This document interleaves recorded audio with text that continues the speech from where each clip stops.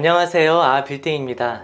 한동안 별다른 작품 활동 없이 예능 출연으로 가끔 모습을 보이던 이다희 씨가 가수 세븐 씨와의 길고 긴 연애에 종지부를 찍고 결혼에 큰 화제를 모았죠. 또 세계 일주 신혼여행을 즐기며 유럽, 몰디브에서 보내고 있는 일상을 인스타그램을 통해 공개했는데 정말 대박이더라고요.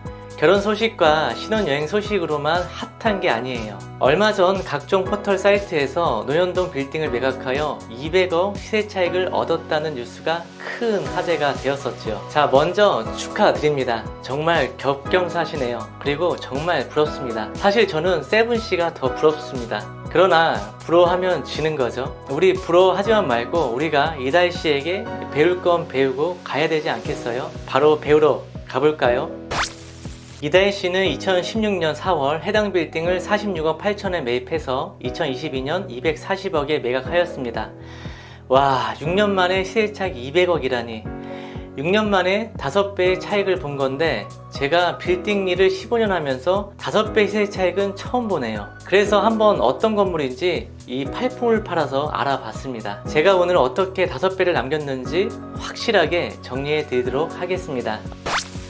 먼저 이다희 씨의 건물부터 알아볼게요. 강남구청역 5분 거리에 대로 이면에 있는 4층짜리 건물이에요. 매각 과정을 보면 이다희 씨의 옆 건물이 먼저 평당 1억 3천만 원에 팔렸고요. 이다희 씨 건물이 2개월 후에 평당 2억 9천에 팔렸는데 등기부 등본을 보니까 매수자가 같은 명의인 걸로 보아서 두 땅을 묶어서 개발을 하려고 한 것 같습니다. 먼저 옆 건물을 사고 난 후에 꼭 필요가 생겨 이다희 씨의 건물을 사야 했던 것 같아요. 알박기는 아니지만 알박기 식으로 접근이 되다 보니 높게 팔린 것 같습니다. 그리고 이다희 씨는 사실 매각할 마음이 전혀 없었던 것 같아요. 왜냐하면 팔 마음이 있었으면 이렇게 높은 금액으로 팔지 않았겠지요. 그래서 옆 건물 주인은 높은 가격을 주더라도 매입을 했던 거죠.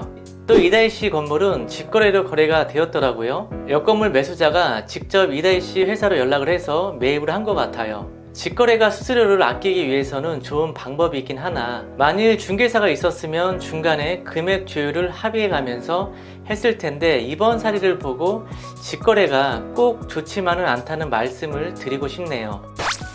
이다희 씨는 이 건물을 매각하고 선정릉역 인근에 있는 5층짜리 신축 건물을 곧바로 매입하셨는데요. 159억 6천만 원에 대출 없이 현금으로 바로 재투자하셨어요. 이전 건물에서 엄청난 시세 차익을 얻었기에 이렇게 현금 플렉스가 가능하셨던 거겠죠. 그리고 이 건물의 특징이 하나 있는데요. 매각한 건물 계약이 2022년 5월에 했고요. 새로 산 건물 계약이 2022년 5월입니다. 그러니까 이다희 씨는 본 건물을 매각하자마자 있다가 바로 매수를 한 겁니다. 아마도 옆 건물 주인한테 매수 얘기가 나오고 나서 이다희 씨가 그 사이에 다른 건물을 사려고 보고 있었던 것 같아요. 살 거를 미리 준비를 해놓고 매각을 한 것 같습니다. 또한 작년 5월은 호황기였기 때문에 기회비용을 잃지 않기 위해서 미리 준비하고 매각을 한 것 같습니다. 이 당시는 부동산 가격이 떨어지기 직전이라 매각할 때도 좋은 가격에 매각했지만 새로 산 건물은 어떻게 보면 가장 고점일 때 산 겁니다. 하지만 이다희 씨는 현금으로 매입을 하셨기 때문에 대출금리가 올라가는 것과도 상관이 없으셨겠지요. 그래서 이다희 씨 입장에서는 손해보는 장사는 아닌 거죠. 게다가 새로 산 건물은 월세 4,200만 원이 나온다고 하니 매달 따박따박 4,200만 원씩 쌓이는 겁니다. 1년이면 5억이네요. 최소 5년에 한 번씩은 대출 받아서 강남에 있는 건물을 살 수 있겠어요. 이다희 씨는 매각 후 건물 외에도 2014년에 지상 2층짜리 구축 건물을 33억 원에 저렴하게 매입하여 신축하셨어요. 현재 시세는 100억에 육박합니다.